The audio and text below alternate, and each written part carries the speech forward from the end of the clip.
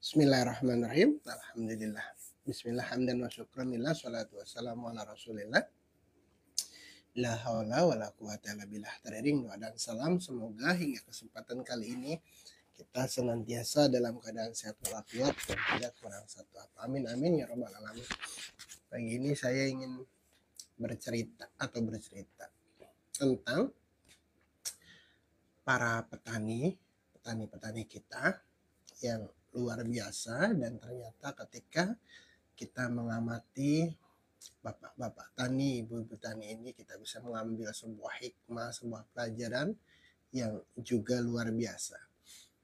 Pelajaran pertama adalah bahwa saya hingga detik ini belum pernah mendengar ada petani yang mengeluh atau takut ketika mereka menebar benih padi, kemudian mereka ragu apakah benih padi yang saya tanam ini kemudian nantinya akan tumbuh menjadi padi atau menjadi gandum. Atau sebaliknya, ketika yang ditebar itu bibit gandum, petani tidak pernah ragu bahwa nanti ketika benih yang disebar itu, ketika benih yang ditanam itu tumbuh, maka yang tumbuh adalah gandum. Tidak mungkin kemudian ketika yang ditebar benih padi tumbuhnya gandum, atau sebaliknya tidak mungkin juga ketika yang ditebar itu benih gandum kemudian akan tumbuh padi. Begitupun ketika kita menebar bibit jagung, maka pasti akan tumbuh tanaman jagung. Pun ketika kita bertanam singkong, maka itu pun yang akan tumbuh pun pohon singkong. Itu sunatullahnya, tidak akan berubah. Apa yang kita tanam itu yang akan tumbuh dan akan kita tuai.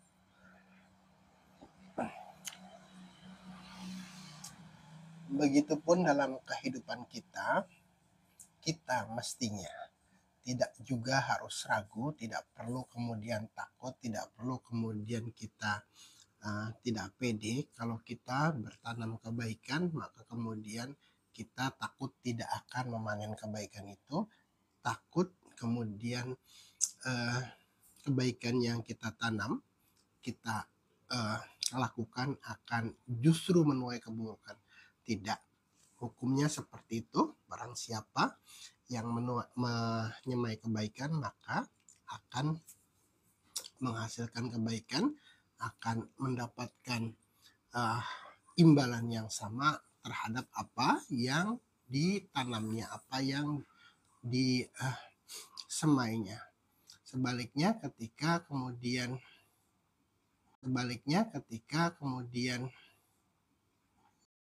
kita berbuat sesuatu yang kurang baik, maka itu pula yang akan kita tuai, itu pula yang akan kita dapatkan. Barang siapa yang melakukan kebaikan, maka sesungguhnya kebaikan itu akan berbalik bagi dirinya sendiri. Dan barang siapa yang melakukan keburukan, maka resikonya juga ditanggung sendiri. Seperti itu dalilnya, seperti hukumnya, seperti itu sunatullahnya. Pertanyaannya yang sering kita dengar, saya sudah menolong si A, tapi ternyata dia justru tidak berterima kasih. Jangankan berterima kasih, katanya, untuk sekadar tidak menjelekkan saya saja udah untung. Kemudian ada lagi yang merasa sudah bersedekah, berinfak. Saya sudah sedemikian banyak bersedekah, sedemikian banyak berinfak, tapi kok saya nggak kaya-kaya, saya kemudian hidupnya terus-terusan seperti ini. Kemudian ketika kita melakukan kebaikan yang menurut kita anggap itu sebuah kebaikan, tapi kita tidak atau belum mendapatkan hasil yang kita dapatkan, dan kemudian kita anggap itu sebuah dalil sehingga membuat kita enggan berbuat kebaikan. Tidak harus seperti itu, bahkan tidak boleh seperti itu. Hukumnya tadi, ketika kita menyemai bibit padi, maka yang akan tumbuh adalah tanaman padi dan akan berbuah juga padi. Ketika kita menanam gandum, akan tumbuh adalah tanaman gandum dan buahnya pun buah gandum. Ketika kita menyemai kebaikan, niscaya kita pun akan mendapatkan kebaikan pula. Kalau kemudian tadi ada contoh, ada case bahwa setelah berbuat baik kemudian kita mendapatkan sesuatu yang tidak kita inginkan, itu laksana ketika kita menebar benih padi, menebar benih gandum, maka secara otomatis ada rumput-rumput liar yang tidak kita tanam, ada rumput-rumput liar yang kita tidak harapkan kemudian ikut tumbuh di lahan yang kita semai dengan bibit jagung dan bibit padi tadi. Dan lagi-lagi itu sebuah kewajaran bahwa rumput akan ikut tumbuh bersama padi yang kita tanam. Mungkin juga ketika kita bertanam kebaikan, mungkin juga ketika kita menyemai kebajikan, kemudian ada rumput-rumput liar yang ikut tumbuh bersama tanaman kebaikan yang kita semai. Dari mana rumput liar itu? Kalau tadi di ladang di sawah kita itu bentuknya rumput liar, maka dalam konteks kehidupan kita, rumput liar itu bisa jadi orang yang iri, bisa jadi orang yang dengki, bisa jadi orang yang kemudian tidak senang dengan kita, bisa jadi orang yang kemudian memang di dalam hatinya ada penyakit. Jadi ketika kita sudah berbuat kebaikan, ditumbenin. Tumben lo mau bantu-bantu, tumben lo mau nolong, tumben lo mau sedekah. Hiraukan, abaikan saja, karena itu hanyalah rumput. Dan kita tidak boleh kemudian yang tumbuh tadi mengalahkan tanaman padi yang kita semai. Jadi ungkapan-ungkapan nyinyir, ungkapan-ungkapan yang kemudian numbenin kita, itu tidak harus kemudian menyurutkan niat kita, menyurutkan nawaitu kita untuk terus berbuat kebaikan. Kenapa? Kenapa kemudian ketika kita merasa sudah berbuat baik tapi ditumbenin? Kenapa kemudian kita sudah merasa berbuat baik tapi dinyinyirin? Kenapa kemudian kita merasa sudah berbuat baik, ada saja orang yang ngomongin, kemudian kita berhenti berbuat baik karena alasan, karena nyinyiran, karena omongan tadi, maka akan jauh lebih banyak rumput-rumput kedengkian, rumput-rumput nyinyir itu lebih banyak. Sama balik lagi kepada analogi tadi, bahwa sebuah ladang, sebuah sawah, sebuah petak tanah yang kita tanami padi tadi, meskipun rumputnya ikut tumbuh, maka kita jangan pernah berhenti menanam padi. Kenapa? Ketika kita memutuskan untuk berhenti menyemai padi, menanam padi, dan membiarkan lahan itu kosong, maka niscaya lahan itu yang kosong tadi, yang kita tidak tanami padi tadi, akan dipenuhi rumput-rumput liar yang sama sekali tidak bermanfaat bagi kita, yang sama sekali tidak ada maslahat bagi kita. Ketika kehidupan kita pun seperti itu, kita berhenti berbuat baik hanya karena nyinyiran orang, hanya karena tumben-tumbenan orang, hanya karena kemudian provokasi seseorang, kemudian ngapain juga gue berbuat baik, toh kebaikan gue nggak dianggap, ngapain juga saya harus berbuat baik, toh kemudian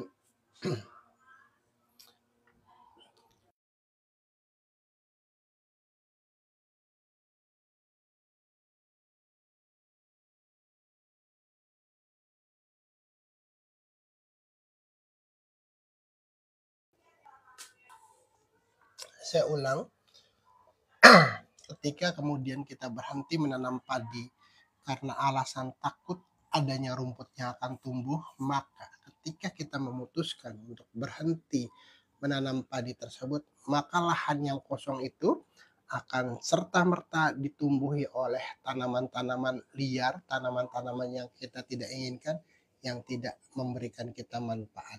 Pun ketika kemudian kita memutuskan untuk berhenti berbuat baik karena orang nyinyir kepada kebaikan kita, karena kebaikan kita ditumbinin, karena kita merasa kebaikan kita tidak dapat penghargaan yang semestinya kemudian kita berhenti, maka yakin kita tidak akan mendapatkan maslahat apapun dari berhentinya kita dalam melakukan kebaikan. Kebaikan terus harus kita lakukan tanpa kemudian kita hirau, tanpa kemudian kita takut, tanpa kemudian kita harus terprovokasi dengan hal-hal yang membuat kita kecewa tadi. Jadi saya ulang bahwa rumput akan senantiasa tumbuh bersama padi yang kita tanam, tapi padi tidak akan pernah tumbuh bersama rumput tanpa kita tanam. Kalau dalam konteks keharian, yang namanya orang iri, yang namanya orang dengki, yang namanya orang numbenin, yang namanya orang tidak senang kepada kita itu sebuah keniscayaan, sebuah kepastian. Kalau kita merasa bahwa orang harus suka semua kepada kita, orang semua harus menghargai kita, orang semua harus sesuai dengan keinginan kita, saat itu kita terjebak dalam kesombongan, seolah-olah kita itu manusia paripurna yang tidak lepas dari kesalahan. Meskipun menurut kita sudah baik, menurut kita sudah benar, menurut kita sudah soleh, menurut kita sudah membantu banyak orang, tapi yang namanya orang tidak senang itu adalah sebuah keniscayaan. Ada saja, jangankan salahnya, benarnya saja masih banyak yang mengkoreksi. Orang ke masjid itu sebuah kebaikan, tapi masih dikoreksi. Ke masjid juga ada maunya, ke masjid saja ada pamrihnya. Orang yang sedekah, sedekahnya pengen pamer, sedekahnya pengen dipuji, sedekahnya kemudian hanya basa-basi dan lain sebagainya. Dan kalau kita berhenti ke masjidnya, dan kalau kita berhenti sedekahnya karena ungkapan-ungkapan seperti tadi, maka kita yang akan rugi. Bukan mereka yang rugi. Mereka mah kalaupun kita sedekah tetap ngomongin. Kalau kita nggak sedekah, lebih ngomongin lagi. Dan bagi mereka itu kerjaannya.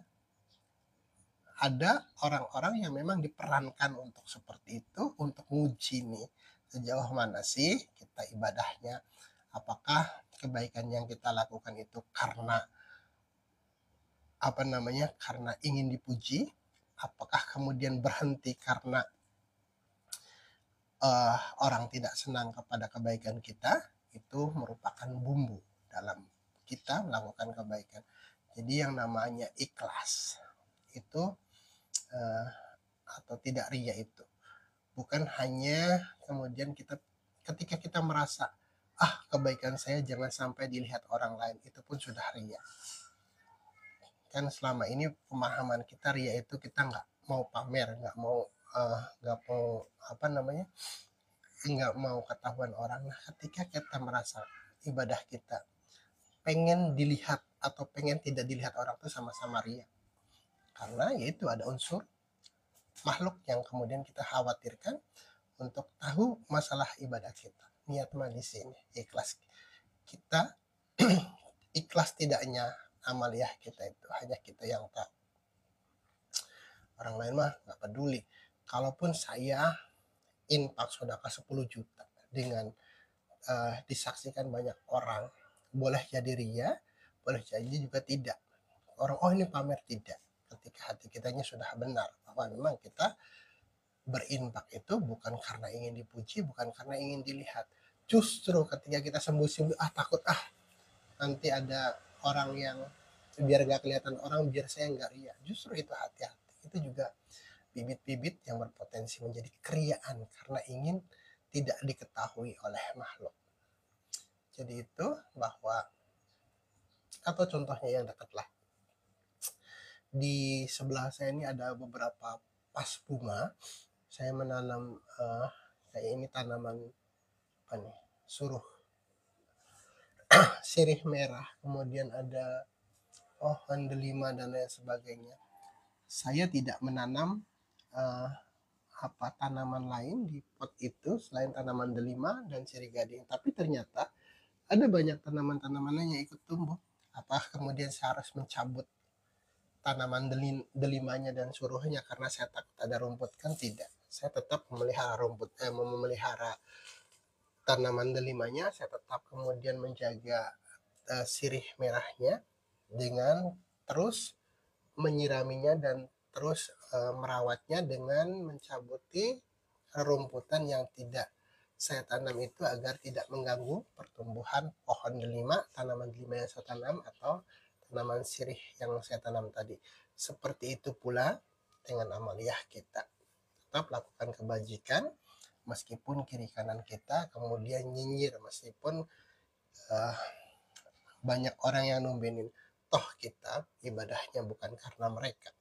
Toh ibadah kita lillahi ta'ala. Jadi yang harus kita lakukan ketika kemudian ibadah kita tidak dihargai, kebaikan kita tidak dihargai orang lain, yang harus kita lakukan bukan berhenti ibadahnya, bukan berhenti kemudian berbuat baiknya. Lakukan terus perbuatan baik yang bisa kita lakukan, yang kita mampu melakukannya, sambil terus mengkoreksi diri, sambil terus kemudian membersihkan rumput-rumput yang mungkin masih muncul dalam kebaikan yang kita tanam. Jadi ada juga bahwa mungkin orang yang mengkoreksi, mungkin orang yang nyinyir, mungkin orang yang numbenin itu punya alasan. Mereka melihat kekurangan dari kebaikan kita.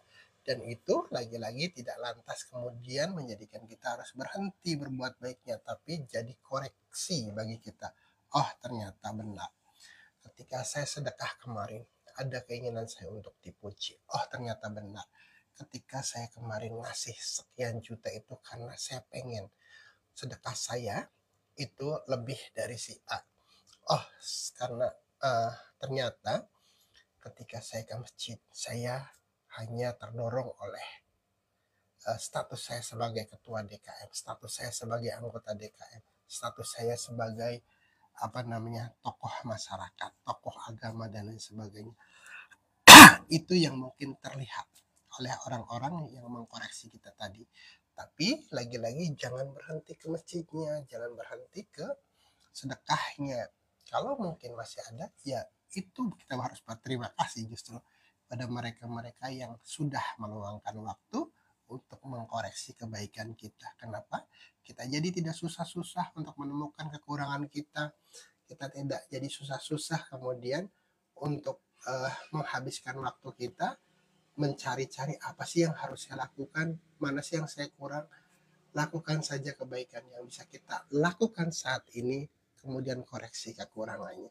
Salah satu korektornya adalah orang-orang yang nyinyir tadi, orang-orang yang benci kita tadi, orang-orang yang kemudian numbenin kita tadi. Tidak masalah, karena memang itu mereka-mereka itu diperankan oleh Allah untuk korektor. Bahkan boleh jadi ketika mereka kemudian numbenin kita, nyinyirin kita, itu adalah salah satu wasilah dari Allah untuk memperbaiki kekurangan kita. Kalau niat kita belum ikhlas, mungkin Allah negurnya nggak secara langsung, kita nggak ngeh nih bahwa ternyata niat kita tuh masih bercampur aduk dengan keinginan dipuji, keinginan ria, keinginan pamer, keinginan sum'ah dan lain sebagainya. Allah kemudian menjadikan seseorang untuk mengoreksi kita. Jadi berterima kasih kepada mereka yang mengkoreksi kita karena sudah berkenan menghabiskan waktu, meluangkan waktu untuk memperhatikan dan mengkoreksi kita. Itu. Jadi dalam hal apapun ada kayak dalam tulisan itu ada namanya korektor, ada namanya kemudian orang-orang yang membuat komen-komen terhadap tulisan-tulisan kita. Dan bahkan ketika tulisan, ketika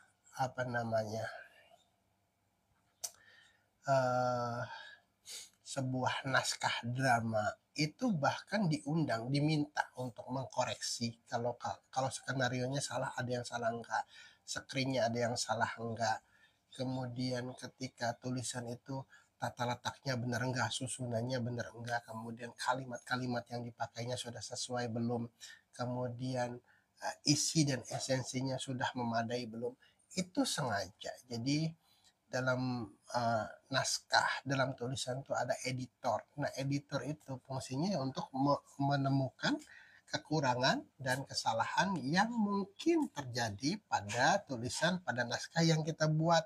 Kayak typo, ada salah ketik. Kadang-kadang salah ketik itu juga menimbulkan banyak hal yang kita tidak tahu efek ke depannya. Dan seperti itulah orang-orang yang kemudian Allah perankan sebagai editor kehidupan kita, sebagai korektor bahkan kehidupan kita. Jadi itu sebagai balancing, sebagai penyeimbang agar kita tidak lupa diri, agar kita tidak sombong karena kita merasa sudah ahli masjid, kemudian kita sudah merasa ahli tahajud, kita sudah merasa ahli riadoh, kita sudah merasa ahli dikir, sehingga kemudian kita tidak memerlukan orang yang mengkritisi kita, yang mengedit kita, yang mengkoreksi kita. Boleh jadi kita akan kebablasan, boleh jadi kita akan timbul kesombongannya, asa aing gede hulu, kemudian merasa sudah paling jago, sudah paling mapan, bahkan ada tidak jarang sudah merasa paling makrifat, sudah paling merasa dekat dengan Allah. Nah, ketika kemudian kita yang sudah merasa paling rajin, yang paling uh, hebat, yang paling dekat dengan Allah, yang paling makrifat itu dikoreksi oleh orang yang gak pernah ke masjid, dikoreksi orang yang gak pernah riadoh, orang yang gak pernah ngaji, ya jangan kemudian kita membalas, lu ke masjid aja gak pernah ngoreksi gue, lu riadoh aja gak pernah ngedit gue, ngoreksi gue, lu ngaji aja baru kemarin sore kok udah nginterin gue. Nggak harus seperti itu. Justru orang yang sudah makrifat, orang yang sudah mapan keilmuannya, mapan kesadarannya akan sangat berterima kasih ketika ada orang awam yang mengoreksinya. Karena apa? Karena ketika kita dikoreksi oleh orang awam, dalam tanda kutip ya awamnya ya, orang yang mungkin secara keilmuan itu tidak sehebat kita, mungkin secara strata sosial tidak setinggi kita, mungkin secara ekonomi pun jauh di bawah kita, kemudian memberikan komen, memberikan editornya kepada kita, itu kita jauh berterima kasih. Kenapa? Kenapa? Ketika orang awam itu berani memberikan koreksi kepada kita, mereka tuh sejatinya tulus. Mereka tidak punya riset, tidak punya alasan macam-macam, atau mau ngadu ilmu istilahnya. Kalau kita dikoreksi oleh orang yang selevel dengan kita akan mendapatkan kesan bahwa orang itu sedang nantangin kita untuk ngadu ilmu, untuk ngadu pemahaman, untuk ngadu dalil. Tapi ketika orang awam yang mengkoreksi kita, mereka benar-benar melihat kita dengan mata telanjang tanpa kemudian mempertimbangkan apakah ilmu saya sudah sesuai dengan yang akan kita koreksi, apakah kemudian ibadah saya sudah sehebat orang yang saya koreksi. Tidak. Justru dengan keawamannya, justru dengan kepolosannya itulah penilaiannya terhadap kita boleh jadi sangat pure, sangat jujur, sangat bersih. Dan itu lagi-lagi kita harus berterima kasih. Jangan kemudian itu jawabannya, lu kriadoh aja nggak pernah ngoreksi-ngoreksi, lu ke masjid aja jarang kok sok-sokan. Tidak seperti itu. Yakin orang-orang yang sudah mapan keilmuannya, yakin orang yang sudah mapan kesadarannya tidak akan pernah punya perasaan seperti itu lagi. Mereka yang mapan ilmunya, lagi mereka yang mapan kesadarannya akan melihat bahwa koreksi itu datangnya dari Allah melalui si awam tadi, melalui orang yang kita anggap bukan siapa-siapa tadi. Bahkan ada sebuah nasihat bijak. Kalau kamu ingin tahu kualitas keilmuan, kualitas kemakrifatan, kualitas kesadaran seseorang, maka jangan bertanya tentang keilmuan, jangan bertanya tentang dalil mereka lebih jago dari kamu. Maka coba kamu nasihati mereka Hebat kan?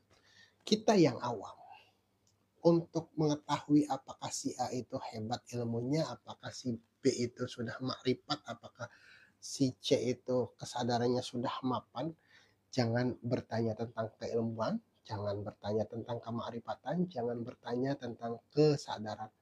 Nasihati saja mereka. Hebat kan? Kita yang awam disuruh menasehati orang yang alim, disuruh menasehati orang yang makrifat, disuruh menasehati orang yang katanya sadarannya sudah linwe. Dan kita bisa melihat reaksinya. Orang yang benar-benar berilmu, orang yang benar-benar kesadarannya sudah mapan, atau bahkan orang yang katanya sudah marifat, ketika kemudian dinasehati oleh orang awam, pasti akan sangat berterima kasih. Pasti. Tapi sebaliknya, kalau ilmunya hanya sekedar hafalan, belum sampai pada titik kesadaran, kalau kemudian makrifahnya sekedar mamakrifatan, kalau sadarnya sekedar sadar-sadaran, ketika kemudian dinasehati oleh orang awam, marahnya luar biasa. Lu siapa tong nasehatin gue? Lu siapa tong berani-berani ngoreksi gue? Lu siapa jang? Ilmu lu sudah seberapa banyak? Ngaji lu di mana? Guru lu siapa? Kok berani-berani ngoreksi gue? Itu sebuah indikator. Itu sebuah monitor yang menjelaskan bahwa keilmuannya belum sampai pada titik yang seharusnya. Ketika orang yang mengaku alim, orang yang mengaku makrifat, kemudian dinasehati oleh kita yang awam marah-marah, yakin itu belum matang lah istilahnya. Tapi ketika kemudian orang yang makrifatnya sudah benar, orang yang ilmunya sudah mapan, tidak akan marah.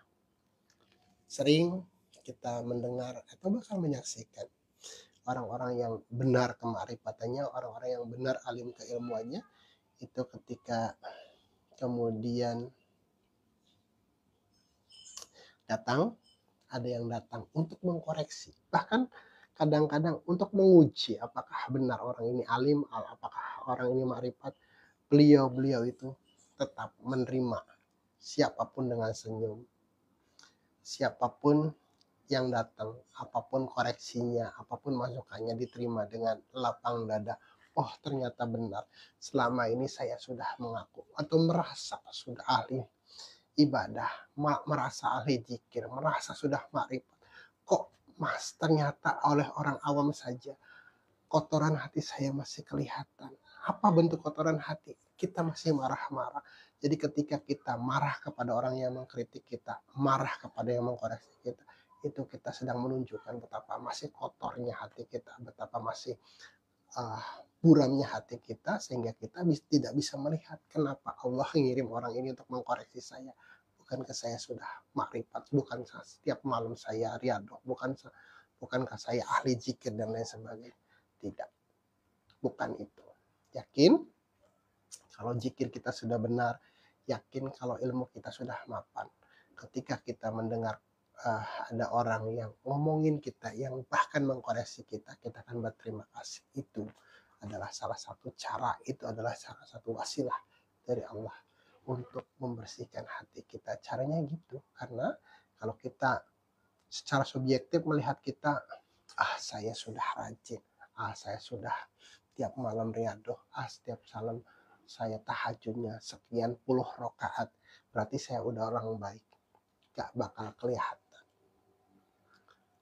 Kita akan cenderung merasa sudah baik, kita akan cenderung sudah mapan, dan saat itu kita terjebak dalam kesombongan, saat itu kita sudah diperbudak oleh keegoan dan keilmuan kita, merasa sudah baik. Ana khairu minha, saya lebih baik dari dia, saya yang lebih rajin ibadahnya, saya yang lebih rajin sholatnya, saya yang lebih banyak sodakohnya, saya yang lebih sering riadohnya, saya yang tiap malam melekkan, kemudian merasa ana khairu minha.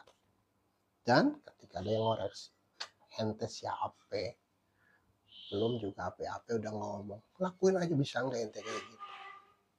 No, bukan itu. Kualitas ibadah kita, kualitas kemapanan hati kita, kualitas kemakrifatan kita diukur dari bagaimana kita menyikapi semuanya dengan kedewasaan. Makrifat itu dewasa, tahu mana yang harus dan seharusnya dilakukan, mana yang seharusnya diucapkan, mana yang harus diperbuat, dengan kesadaran, dengan penuh. Kemudian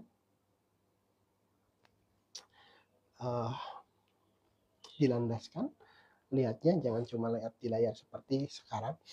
Yang terlihat di layar teman-teman ini mungkin saya dan tembok di belakang ini. Orang makrifat itu lihatnya tembus di belakang tembok ini ada apa. Jadi kalau orang yang mengaku makrifat kemudian didatangi oleh orang awam, dinasehatin marah-marah, artinya dia belum bisa melihat di balik orang awam itu ada siapa yang menggerakkan orang awam itu. Kayak ginilah mudahnya. Dalam pewayangan biasanya itu kesatria Pandawa yang semuanya berbaju dan berpangkat dari kasta kesatria, kemudian dinasehati oleh Petruk, Gareng atau Semar.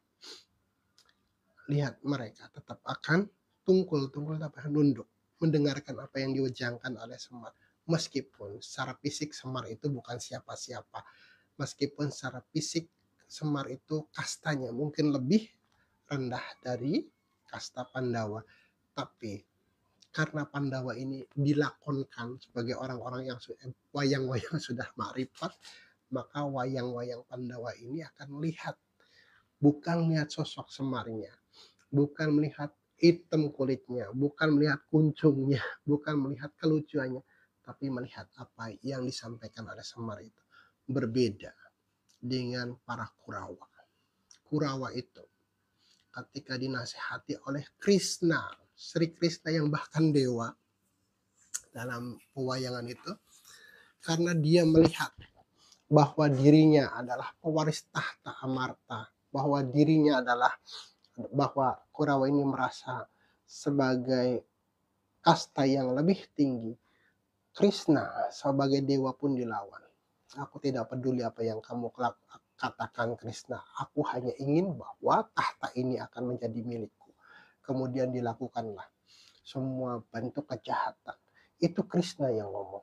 Karena si Kurawa ini merasa dirinya hebat, si Kurawa ini merasa diri derajatnya tinggi, maka itu dilawan. Berbeda tadi dengan Pandawa yang diperankan sebagai wayang-wayang yang baik, maka siapapun yang ngomong, dia akan tetap memperhatikan dan menghargainya. Bahkan ketika Guru Drona dan Bhisma yang berlawanan secara politis, karena Bhisma dan Drona tetap membela negaranya Amarta dan tidak mau kemudian bergabung dengan si Pandawa, tetap menganggap bahwa Rasi Bhisma adalah pamannya, menganggap bahwa Drona adalah gurunya, tidak peduli. Karena dia tahu bahwa mereka diperankan oleh dalang sebagai penyeimbang.